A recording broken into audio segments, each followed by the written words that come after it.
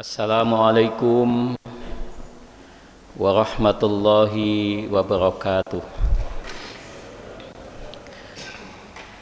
Alhamdulillah, alhamdulillahi haqqa hamdih, wa syukrulillahi haqqa syukrih. Asyhadu an la ilaha illallah wa asyhadu anna Muhammadan abduhu wa rasuluh. Allahumma salli wa sallim wa barik ala Muhammad wa ala alihi wa ashabihi wa mawalah, amma ba'd. Hadirin jamaah salat subuh Masjid Al-Ikhlas yang mudah-mudahan dirahmati Allah Subhanahu wa taala. Marilah kita bertasyakur, bersyukur kehadirat Allah karena pada pagi yang sejuk ini kita masih diberikan kekuatan, dimudahkan oleh Allah untuk melangkahkan kaki kita masing-masing di masjid yang sama-sama kita cintai ini dengan satu niat, yakni untuk menjalankan ibadah sholat subuh secara berjamaah. Dan alhamdulillah tadi imam kita Ustadz Amar namanya ya, dengan bacaan yang luar biasa, hafalan yang luar biasa telah memimpin ibadah sholat subuh kita, sehingga sholat subuh kita terasa sangat khusyuk dan sangat syahdu. Beda dengan kalau kita sholat di rumah masing-masing. Selepas waladhdallin itu surat yang dibaca apa?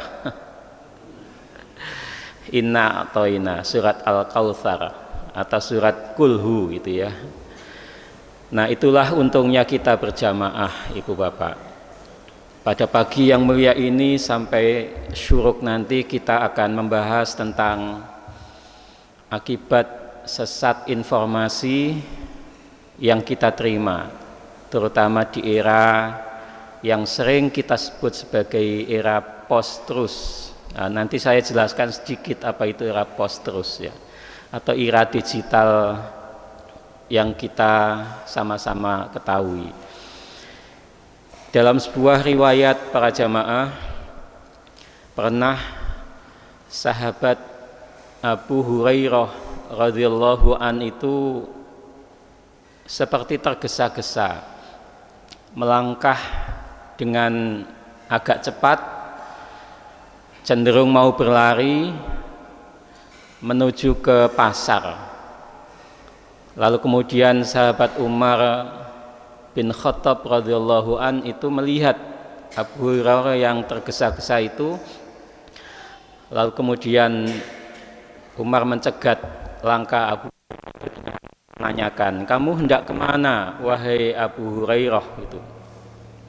Maka kemudian Abu Hurairah mengatakan, "Saya baru saja mendengar Rasul kita Muhammad SAW bersabda, dan saya ingin menyampaikan sabda Rasul itu sesegera mungkin kepada khalayak ramai, kepada orang banyak."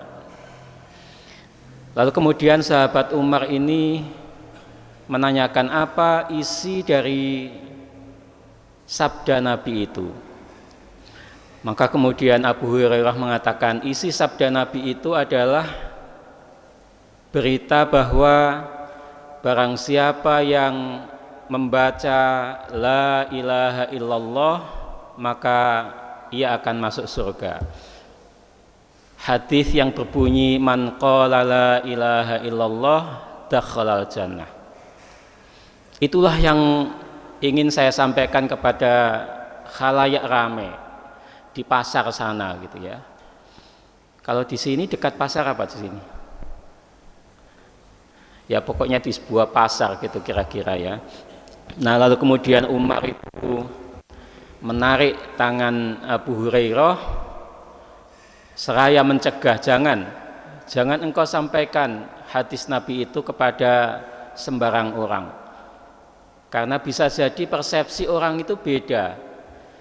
Jangan-jangan nanti ada salah informasi, hadis Nabinya benar tapi dipahami oleh khalayak dengan pemahaman yang salah. Apalagi khalayak umum, tingkat pendidikannya berbeda-beda begitu. Nanti kalau hadis itu man qala la ilaha illallah dakhalal jannah itu engkau sampaikan, maka jangan-jangan orang-orang umum itu, khalayak ramai yang sedang berkerumun di pasar itu menganggap remeh agama itu, tidak mau melaksanakan ibadah sholat subuh seperti kita ini, tidak mau melaksanakan perintah-perintah Allah dan menjauhi larangan-larangan Allah, hanya sekedar mengingat siapa yang mengucap la ilaha illallah maka kemudian masuk surga. Karena itu Umar mencegah supaya hadis itu jangan disampaikan ke khalayak ramai. Lalu timbullah diskusi antara sahabat Abu Hurairah itu dengan Umar bin Khattab. Lalu kemudian kesepakatannya diajaklah Abu Hurairah itu untuk kembali menemui Rasul Muhammad sallallahu alaihi wasallam. Lalu berjumpalah Umar, sahabat Abu Hurairah dan Nabi kita yang agung itu. Umar menyampaikan pendapatnya tentang hadis itu. Hadis itu tentu pasti benar karena datang dari Rasul, dan apa yang datang dari Rasul itu adalah wahyu Allah Subhanahu wa taala. Tetapi Umar menyarankan supaya hadis itu tidak disampaikan ke sembarang orang, ke semua orang, apalagi tingkat pendidikan orang itu bermacam-macam. Nah, dalam banyak sejarah para jamaah, banyak sekali usulan Umar itu yang sangat didengar Nabi lalu kemudian disetujui Nabi, termasuk usul yang itu, dan Nabi setuju dengan pendapat Umar itu dan mencegah Abu Hurairah untuk menyampaikan ke semua orang. Nah, kisah ini para jamaah ingin saya ketengahkan untuk mengawali kajian kita, karena ada ayat di dalam Al-Quran itu yang berbunyi ya ayyuhalladzina amanuttaqullah wa qulu qawlan sadida. Al-Ahzab ayat 70. Di ayat yang lain itu ada pernyataan di dalam An-Nisa ayat ke-9 kalau enggak khilaf saya. Falyattaqullah wal yaqulu qaulan sadida. Pesannya sama, qaulan sadida. Kata Allah, wahai orang-orang yang beriman, bertakwalah kepada Allah dan berkatalah yang benar. Sadida itu artinya benar, tapi tidak hanya benar Ibu Bapak, benar dan tepat sasaran. Nah, itu yang juga penting. Jadi kalau kita dapat informasi, maka informasi yang benar itu haruslah disampaikan kepada orang yang benar pula, supaya tidak terjadi misinformasi, supaya tidak terjadi miskomunikasi, supaya tidak menjadi sesat informasi. Karena kalau menjadi sesat informasi lalu kemudian disampaikan kepada banyak orang berulang-ulang seperti yang kita lakukan, kalau dapat informasi di WA, biasanya kita kan tidak melihat sumbernya, tidak cross check, lalu kemudian menyebar ke sana kemari. Betul begitu ya Ibu Bapak, biasanya kita. Nah, itu yang menyebabkan kita ini kadang-kadang sekarang ini berada di dalam suasana yang kita nggak tahu berita ini benar atau hoak gitu ya, benar atau sesat. Karena itu menyampaikan berita yang benar itu haruslah disampaikan kepada orang yang tepat. Supaya apa? Supaya berita yang benar kita itu tidak disalahfahami. Jadi qaulan sadida itu menjadi sangat penting. Nah, hari-hari ini kita masih mendengar ya kontroversi, misalnya ada orang yang menyamakan suara azan dengan suara apa? Gonggongan anjing misalnya ya. Sebelumnya kita juga mendengar ada orang yang menyamakan antara pakaian muslimah dengan pakaian apa begitu. Orang yang mengatakan atau menyamakan, membandingkan Presiden Soekarno dengan Nabi Muhammad yang agung itu. Nah, sehingga kan di YouTube kan viral itu ya. Jadi ada yang menanya, lebih besar mana jasanya Soekarno dengan Nabi Muhammad dalam hal kemerdekaan Indonesia? Yang nggak ada hubungannya itu. Bandingan yang tidak seimbang. Membandingkan Rasul yang agung dengan manusia biasa, apalagi disampaikan kepada orang-orang yang mungkin tidak tepat. Karena itu pesan Allah tadi itu menjadi penting. Qaulan wa qulu qaulan sadida, atau falyattaqullah wal yaqulu qaulan sadida. Dua ayat yang bicara tentang qaulan sadida, tentang menyampaikan berita yang benar tadi itu. Jadi pesan ayat tadi itu, Ibu Bapak, kalau kita mendapatkan berita, ya, berita itu kan harus disampaikan, apalagi berita yang baik. Maka menyampaikan berita itu harus lihat orangnya, lihat kondisi, lihat situasinya. Karena itu di dalam Al-Mahfudhot, kata-kata bijak itu ada pernyataan yang bagus itu. Likulli makom makol gitu ya. Pada setiap makom itu artinya tempat. Itu ada ucapan-ucapan, perkataan-perkataan yang sesuai di setiap tempat. Sebaliknya dikatakan walikulli makol makom. Dan pada setiap perkataan itu ada tempatnya. Karena itu nggak boleh sembarang yang kita ketahui disampaikan ke sembarang orang. Mungkin ada yang di close, ada yang ditutup, ada yang disembunyikan, supaya nggak semua orang itu mengetahui. Apalagi kemudian yang ingin kita sampaikan itu atau yang kita ketahui itu aib misalnya ya, sesuatu yang tidak baik. Karena itu ada hadis Nabi kan, man satara musliman satarallahu alaihi fid dunya wal akhirah. Barang siapa yang menutup aib seseorang, maka Allah akan menutup aibnya di dunianya dan di akhiratnya. Nah itu, karena itu hati-hati kita semua. Hati-hati kalau mendapat berita, maka jangan kemudian disampaikan berita itu ke semua orang. Karena kalau disampaikan berita itu ke semua orang di setiap tempat, maka yang muncul bisa jadi adalah salah faham, salah persepsi, miskomunikasi, atau mungkin sesat tadi, sesat informasi. Dan kalau itu terjadi beranak pinak, ya disebar berulang-ulang, maka berita yang sesat itu akan menyesatkan umat. Ada banyak sekali Ibu Bapak kalau di media sosial berita-berita yang kalau bagi kita itu mungkin menyenangkan ya, menyenangkan. Tapi sesungguhnya itu berita yang nggak benar. Misalnya kapan hari ada info di media, ada astronot dari India, perempuan ya, mendarat di bulan. Lalu kemudian dia bersujud, mendengar azan, kemudian balik masuk Islam. Berita itu kan baik, menyenangkan ya bagi kita umat Islam.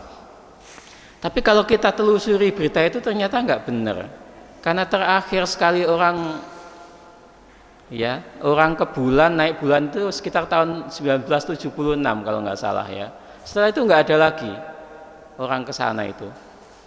Nah, berita itu menyenangkan bagi kita umat Islam, tetapi berita itu tidak benar, menyesatkan. Ada lagi yang sangat viral ya. Ada seorang Yahudi ahli genetika. Ini juga sempat disampaikan oleh beberapa pembicara ya. Saya cek namanya itu di Google nggak ada. Namanya itu Robert Wilhelm, disebut sebagai ahli genetika. Dia mengatakan wanita yang paling suci di dunia ini adalah muslimah. Itu sangat menyenangkan, sangat bagus berita itu.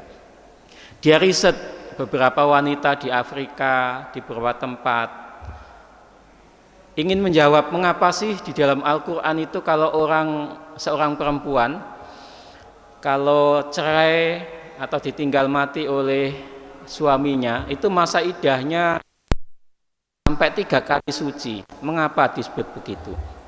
Dia ingin meneliti itu ya di dalam berita itu.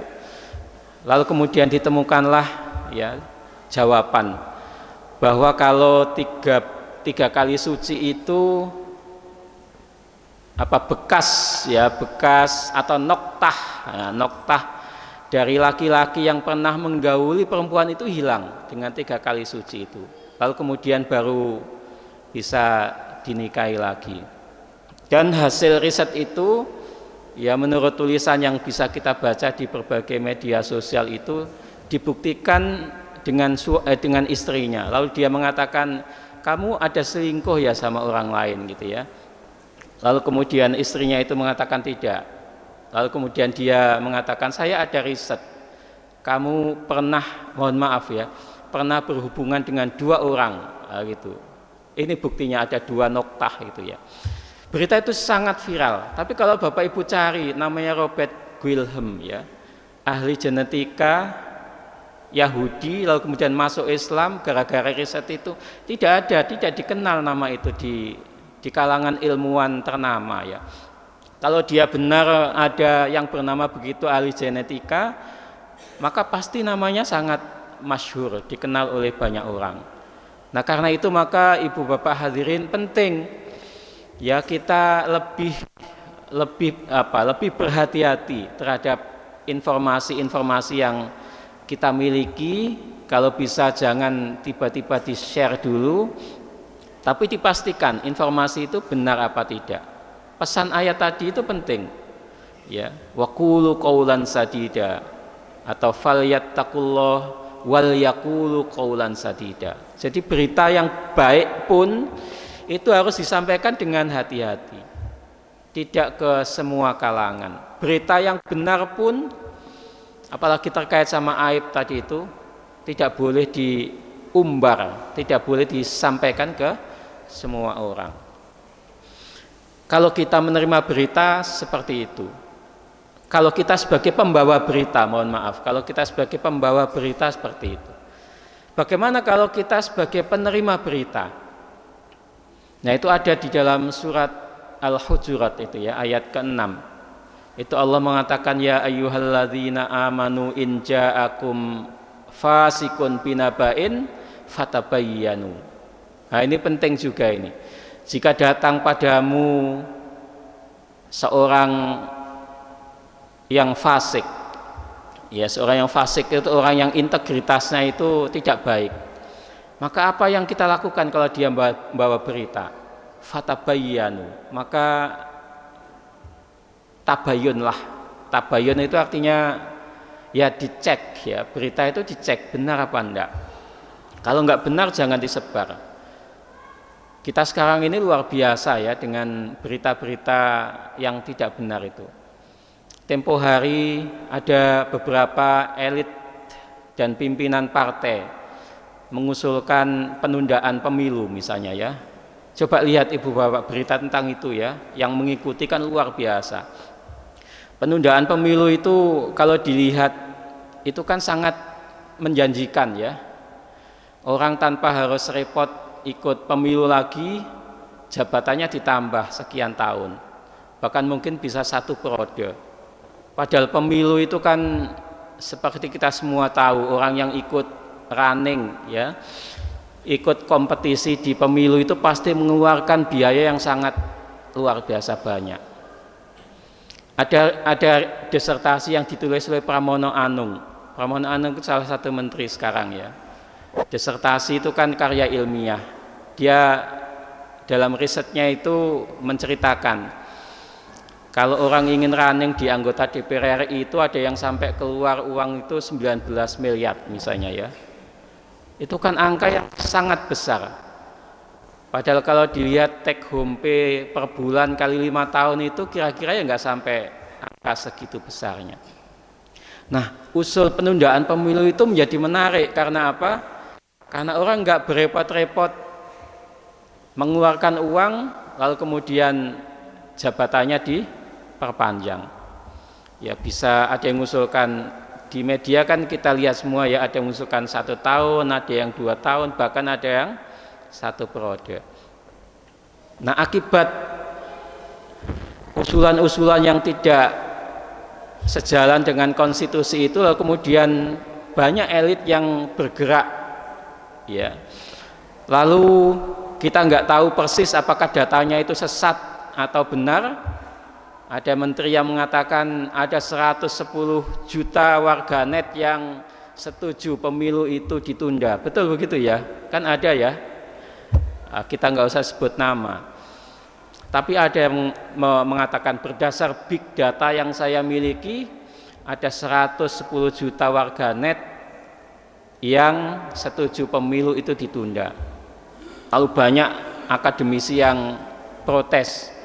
Big data yang mana gitu ya? Wong kita ini ibu-ibu yang di belakang itu sekarang antri minyak goreng luar biasa kok ya. Apa sempat? Kalau ditanya pemilu itu ditunda apa enggak, apa sempat dia mikir ke sana? Wong bingung cari apa? Minyak goreng. Antriannya itu berkilo-kilo.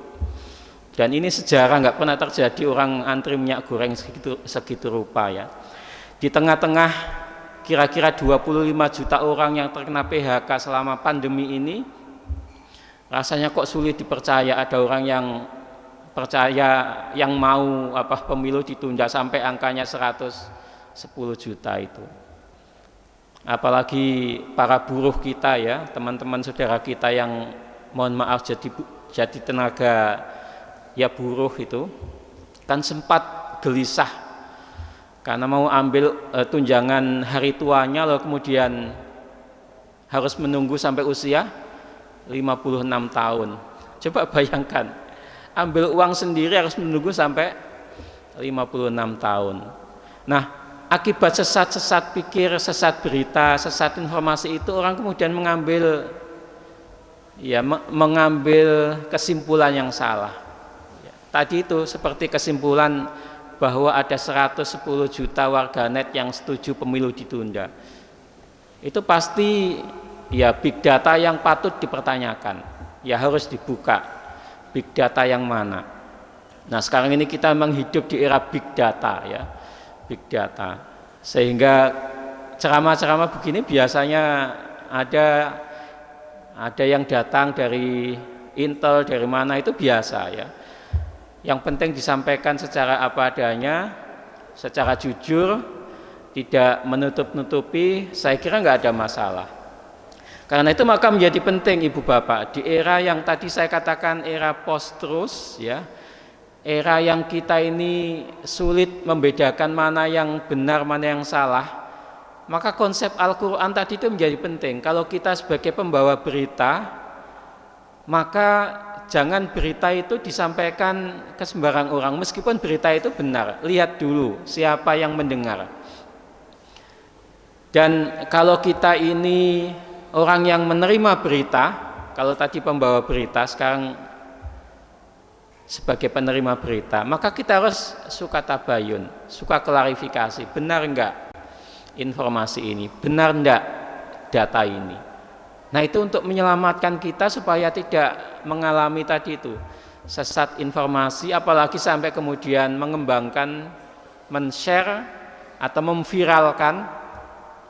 Jadi sekarang di era pandemi itu Bapak Ibu ada, kalau para dokter itu kan ahli virologi, betul ya? Ahli virologi. Nah, kita ini kadang-kadang sebagian menjadi ahli bukan virologi tapi viralogi, nah, gitu. Jadi ada virologi, ada viralogi. Viralogi itu yang suka memviralkan berita itu ya. Padahal belum tentu berita itu benar. Karena itu hati-hati kita. Bapak Ibu, di dalam Al-Quran itu ada juga kisah yang sangat menarik. Ayat 120, 121. Itu kisah tentang terusirnya Adam dari surga yang penuh dengan kenikmatan. Iblis itu kan sudah sejak lama iri dengki dengan Adam, yang kemudian iblis itu dalam perjalanannya mencari jalan gimana cara menggoda Adam. Di dalam ayat 120 itu disebutkan fawaswasa ilaihi syaitanu qala ya adamu hal adulluka ala syajaratil khuldi wa mulkil la yabla. Kata ayat itu, maka setan membisikkan niat jahat kepada Adam seraya berkata, qala ya adamu hal adulluka ala syajaratil khuldi, wahai Adam, maukah kamu saya tunjukkan tentang informasi. Nah ini akibat sesat informasi ini Ibu Bapak, tentang informasi yang jika kamu makan dari buah keabadian. Syajarah khuldi itu nama pemberian setan itu ya, syajaratul khuldi, buah dari pohon keabadian, maka kamu akan abadi hidup di dunia ini, hidup di surga ini. Kamu akan abadi. Wa mulkil la yabla, dan kamu akan memperoleh kekuasaan yang tidak pernah binasa, tidak pernah hancur. Karena itu bisa dipahami Ibu Bapak, mengapa orang itu ingin terus mempertahankan kekuasaan itu ya. Misalnya kalau sudah 2 periode ingin tambah periode, kalau tidak bisa tambah periode karena undang-undang melarang, maka dicalonkanlah anaknya, dicalonkanlah menantunya, dicalonkanlah istrinya. Kan ada begitu ya, di banyak tempat kan ada ya. Kalau nggak begitu ya kemenakannya, kalau nggak begitu ya sahabat karibnya. Mengapa seperti itu? Di samping untuk melindungi supaya kalau dia turun nanti selamat, tidak terkena kasus hukum, maka orang yang berbuat seperti itu, tadi itu ayat tadi, wa mulkil la yabla tadi itu, supaya untuk menyambung kekuasaan itu, supaya kekuasaan itu dalam genggaman, tidak pindah tangan ke orang lain. Jadi kadang-kadang kita itu melihat di beberapa tempat itu kekuasaan itu dipegang oleh satu keluarga tadi itu. Kalau suaminya sudah selesai didorong istrinya. Seperti di sebuah kabupaten di Jawa Timur ya, di bagian timur, Pasuruan ke timur itu ya. Sampai dua-duanya suami istri itu ditangkap oleh KPK. Itu suami istri yang sakinah mawaddah warahmah itu Bapak Ibu ya. Karena kemudian hidup bersama di tahanan ya, ditangkap oleh KPK. Kalau saya nggak tahu kalau misalnya istrinya itu sudah selesai apakah kemudian mencalonkan anaknya ya, kita nggak tahu, nggak mau menduga-duga, tapi itulah yang terjadi. Lalu kemudian bagaimana sesat informasi yang dibawa Adam itu untuk menggoda, yang dibawa iblis untuk menggoda Adam tadi itu. Di ayat 121 disebutkan fa'akala minha fabadat lahuma sawatuhuma wa tafiqa yakhsifani alaihima min waraqil jannah. Lalu kemudian keduanya, maksudnya Adam dan Hawa itu makan, termakan oleh informasi sesat dari setan tadi itu, tergoda makan buah pohon keabadian dengan harapan ia akan kekal di surga, hidup selama-lamanya dan memiliki kekuasaan yang tidak pernah binasa. Maka dia makan, keduanya makan buah pohon keabadian itu. Fabadat lahuma sawatuhuma, maka keduanya pun, sawatuhuma itu artinya keburukan-keburukan, tampak keburukan-keburukannya. Aib-aibnya itu kelihatan semua. Karena aib-aibnya itu kelihatan semua, maka kemudian watafiqa yakhsifani alaihima min waraqil jannah, maka keduanya pun sadar aibnya itu kelihatan. Bahkan dalam, misalnya nanti Bapak Ibu bisa baca tafsir yang berbahasa Indonesia yang sangat bagus, kan tafsirnya Pak Quraisy sama tafsirnya Buya Hamka ya, nanti coba dibaca ya. Sauat itu termasuk syahwat.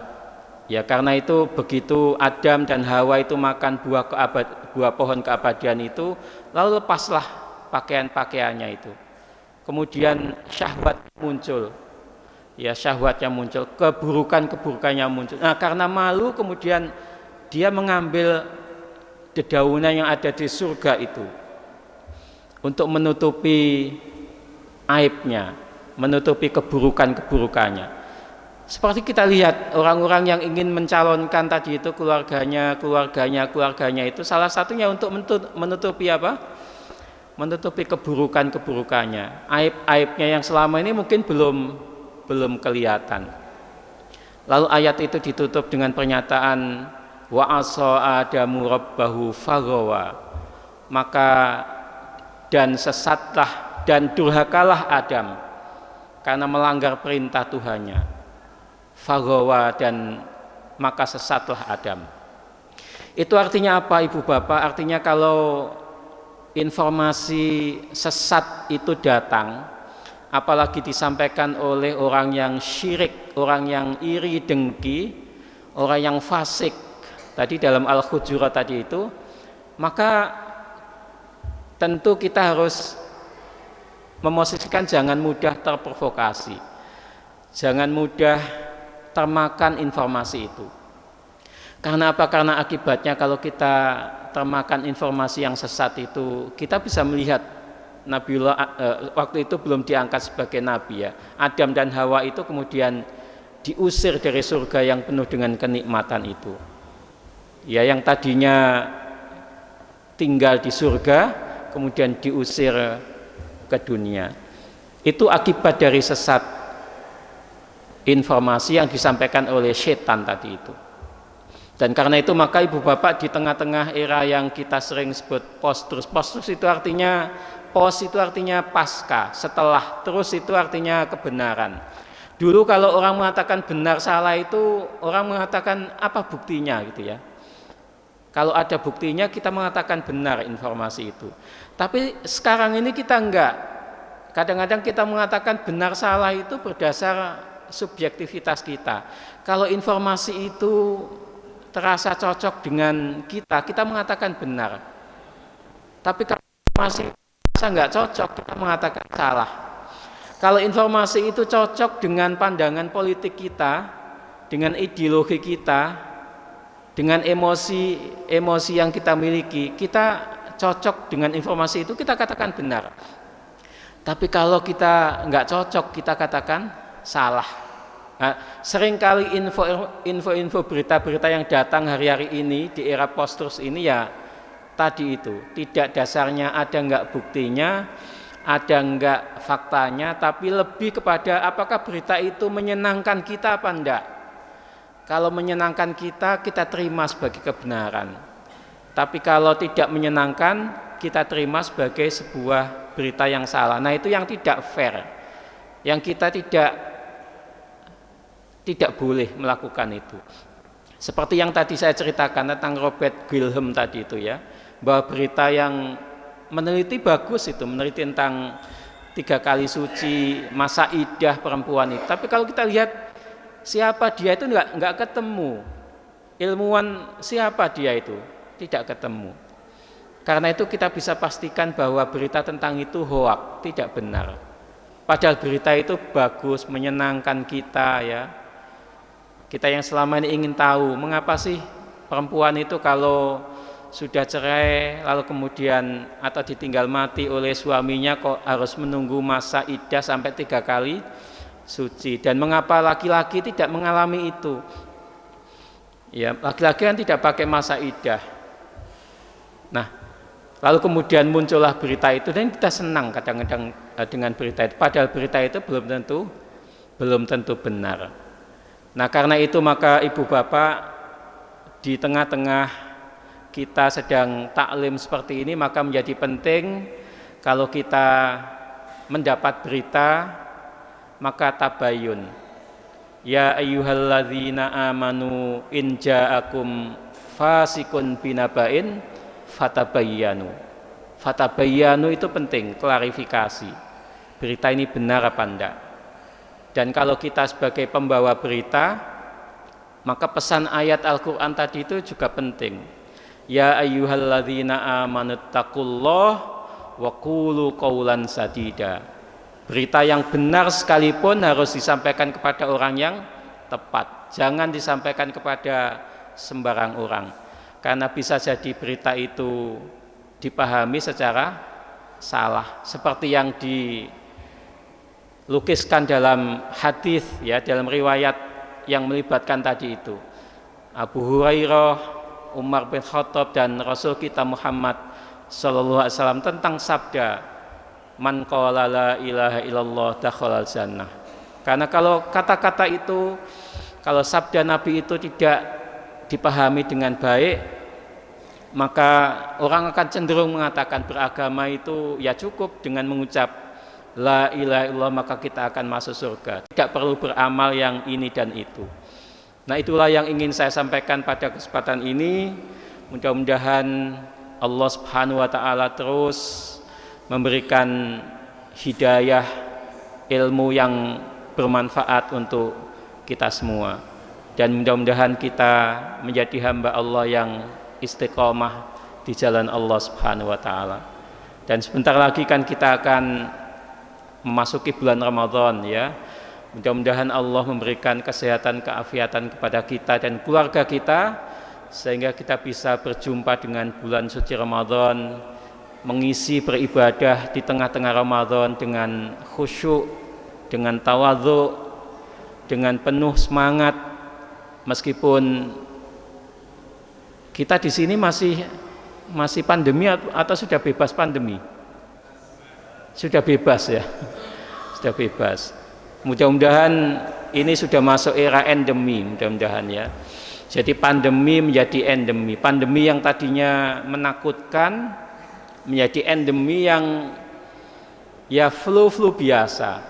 Saya ini jujur 2 kali kalau nggak salah kena COVID itu ya. Jadi LC itu lulusan COVID. Yang kedua itu saya konsul sama dokter. Ini cerita saja. Konsul sama dokter. Dok, saya ada gejala ini. Saya kok baca kelihatannya saya ini kena Omikron. Mungkin Omikronnya lagi marah sama saya gitu ya. Kalau yang pertama itu kena anaknya, namanya Delta itu. Ini kena ibunya, saya bilang itu. Kata dokter itu mengatakan, sudah Pak, nggak usah periksa swab, diobati saja. Karena kalau swab nanti malah stres, katanya begitu ya. Akhirnya kemudian saya mengikuti, saya berikan obat seperti yang dikasih resep oleh dokter itu. Alhamdulillah kembali normal. Karena itu mudah-mudahan pandemi segera berlalu, endemi datang, dan kita bisa menikmati Ramadan seperti Ramadan sebelum era 2020. Ramadan yang semarak ya, Ramadan yang berkah, Ramadan yang syiarnya luar biasa. Kurang dan lebihnya mohon maaf. Nasrun minallah, fathun qarib, wa basyiril mu'minin. Wassalamualaikum warahmatullahi wabarakatuh.